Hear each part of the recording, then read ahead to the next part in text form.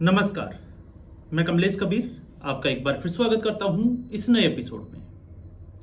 आज के इस एपिसोड में इस वक्त हम बात करेंगे जब से प्रधानमंत्री नरेंद्र मोदी ने प्रधानमंत्री पद पर पंडित जवाहरलाल नेहरू का रिकॉर्ड तोड़ा निर्वाचित प्रधानमंत्री के तौर पर, उसके बाद से राजनीति के गलियारों में और मीडिया में एक चर्चा का विषय बना हुआ है, और वो विषय बना हुआ है नरेंद्र मोदी और जवाहरलाल नेहरू को लेकर। और स्पष्टतया अगर हम कहें तो सीधे तौर पर दोनों प्रधानमंत्रियों की तुलना की जा रही है। तो सबसे पहले तो प्रधानमंत्री अभी अपने पद पर कार्यरत है नरेंद्र मोदी। कब तक रहेंगे, अनिश्चितताओं का खेल है। आप सोच सकते हैं 5 साल के लिए भी रह सकते हैं, 2029 के लिए भी रह सकते हैं, या फिर उससे ज्यादा समय के लिए 7 साल के लिए भी रह सकते हैं। तो ऐसे में आने वाले समय में वो कौन से काम करने वाले हैं? तो जब तक प्रधानमंत्री पद पर है तब तक इसका आकलन करना थोड़ा सा बेईमानी होगा, लेकिन अब तक का जो कार्यकाल है उसके आधार पर जिस तरीके से एक बहस छिड़ गई है, तो भारतीय जनता पार्टी जाहिर सी बात है नरेंद्र मोदी को अच्छा साबित करने के लिए लगी हुई है। तो कांग्रेस पार्टी और उसके समर्थित पत्रकार जवाहरलाल नेहरू का जो है वो बखान करने से पीछे नहीं हट रहे हैं। और इस वक्त मीडिया में यही जो है वो मुद्दा बना हुआ है, और इसके साथ में बना हुआ है जिस तरीके से पार्टियों में टूट हो रही है, और इंडिया अलायंस की जो बैठक हुई है उसके बाद में नरेंद्र मोदी को किस तरीके से सत्ता से बाहर किया जाए। तो पहला जो विषय है, तो आज ऐसा कुछ जो है वो खबर नहीं है, तो हम इसी की बात करते हैं, पंडित जवाहरलाल नेहरू। कुछ लोगों का मानना है कि पंडित जवाहरलाल नेहरू इससे ज्यादा समय के लिए प्रधानमंत्री रहे, लेकिन सच्चाई हम निर्वाचित की नहीं, हम बात कर रहे हैं उनके पूरे कार्यकाल की। तो कई लोगों को यह लगता है कि 15 अगस्त 1947 को जवाहरलाल नेहरू को प्रधानमंत्री बनाया गया, जबकि ऐसा नहीं था। पहली बार प्रधानमंत्री बने जवाहरलाल नेहरू 2 सितंबर 1946 को।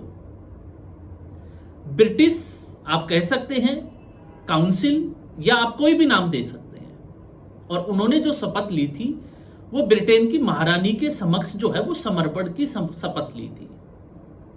तो जिन लोगों को यह लगता है कि नहीं 15 अगस्त 1947 को और पंडित जवाहरलाल नेहरू का इस बंटवारे में कोई हाथ नहीं था, तो जब 2 सितंबर 1946 को नेहरू प्रधानमंत्री बन गए, और फिर जून महीने में 1947 में जब भारत के विभाजन का प्रस्ताव पारित किया गया, तो आप सोच सकते हैं कि उस वक्त प्रधानमंत्री कौन था, इसकी जरूरत क्यों पड़ी। कईयों को जो है वो शायद इसका पता भी नहीं होगा। जिस व्यक्ति ने, क्लिफ ने जो है वो भारत का विभाजन किया, वो किस आधार पर किया और उसके पीछे उसकी धारणा क्या थी, कभी जो है वो उसको भी सर्च करके और पढ़िएगा, आपको सच्चाई का अंदाजा लगेगा।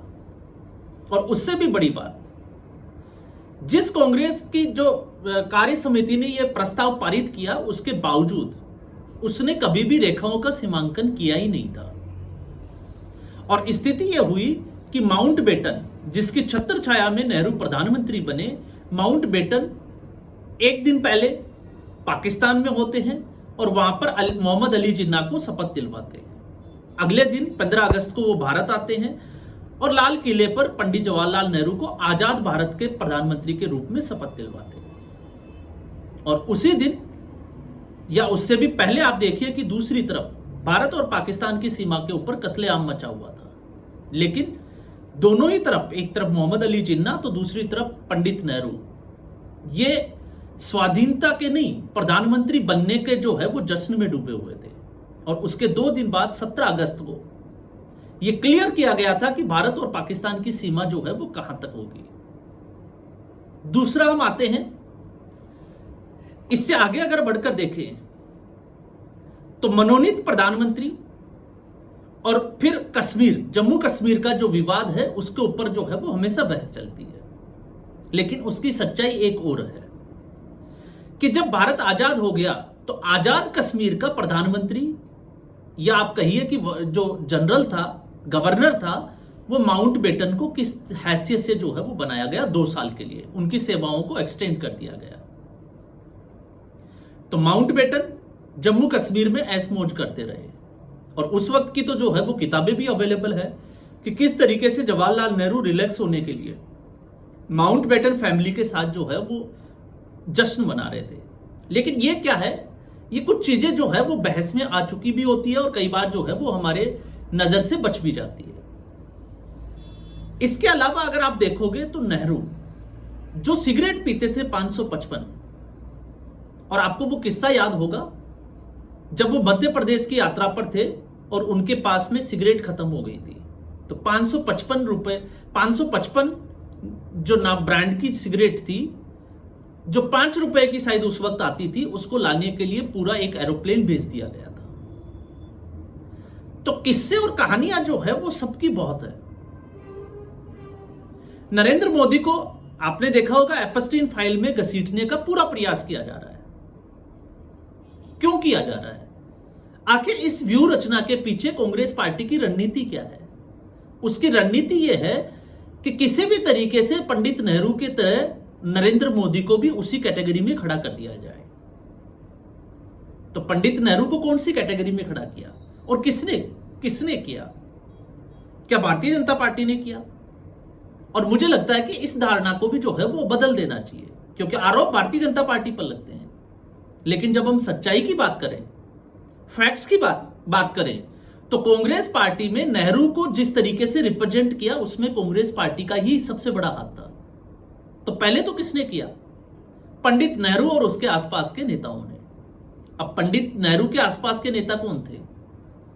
मैं आजादी से पहले नेताजी सुभाष चंद्र बोस के साथ क्या था, सरदार वल्लभ भाई पटेल के साथ क्या था, हम उन किस्सों में नहीं जाएंगे क्योंकि वो किस्से हमने बहुत सुने हैं। लेकिन मैं उसके बाद की बात करूंगा। सबसे पहले आप याद करिए 1956 में जब संसद के अंदर पहली बार एलआईसी को लेकर एक घोटाले का पर्दाफाश किया, करने वाले कौन थे? पंडित नेहरू के दामाद फिरोज खान, या आप कहिए फिरोज जहांगीर। उसके बाद में क्या हुआ? हार्ट अटैक से उनकी मौत हो जाती है। फिर एओ मथोई की एक किताब आती है। तो आप इनके बारे में क्या कहोगे?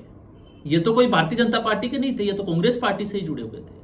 और इसके अलावा अगर आप देखोगे तो दूसरा है पत्रकारों की एक मंडली। आज आपने देखा होगा मीडिया चैनल्स के ऊपर आशुतोष जैसे पत्रकार इस तरीके से अपने आप को दिखाते हैं जैसे नेहरू की जो औलाद है वो राहुल गांधी या गांधी खानदान नहीं, आशुतोष जो है वो उनके उस खानदान में आते हो। बस उनके नाम के आगे आशुतोष गांधी लगाने की एक कमी सी रह गई हो।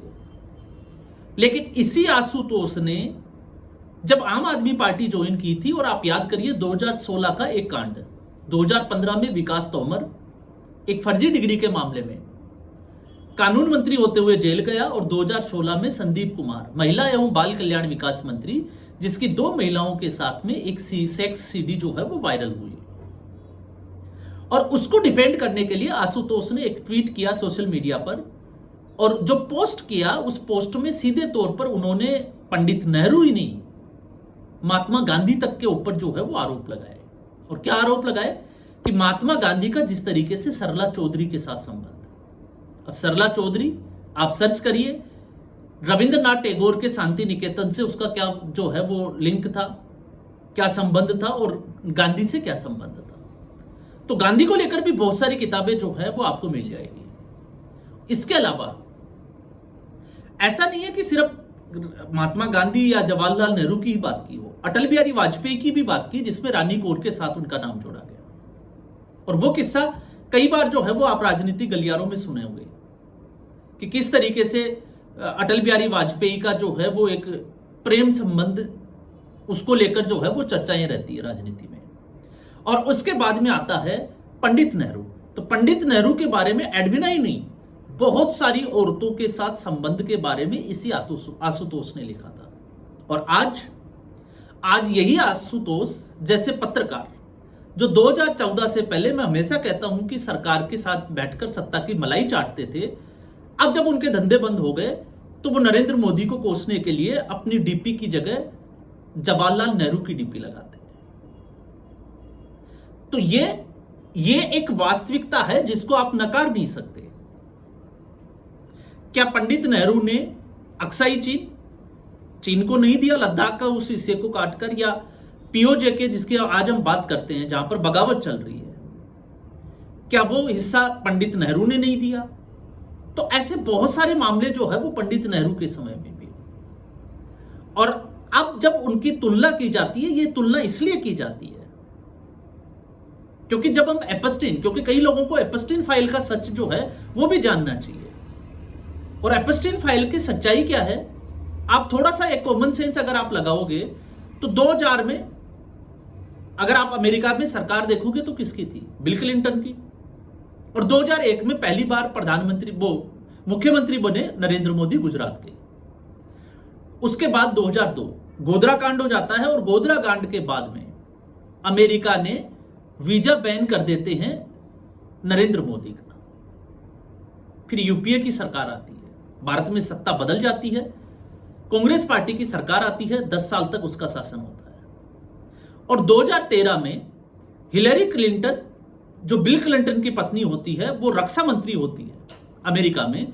तो यहां पर कांग्रेस सरकार की तरफ से एक चिट्ठी लिखी जाती है कि इनकी वीजा जो है उसको स्थगन, या जिस तरीके से उसको जो है वो रोका गया था, बंद कर दिया गया था, बैन कर दिया गया था, उसको जारी रखें। और 2014 में मुख्यमंत्री इस पद को छोड़कर नरेंद्र मोदी बन जाते हैं प्रधानमंत्री।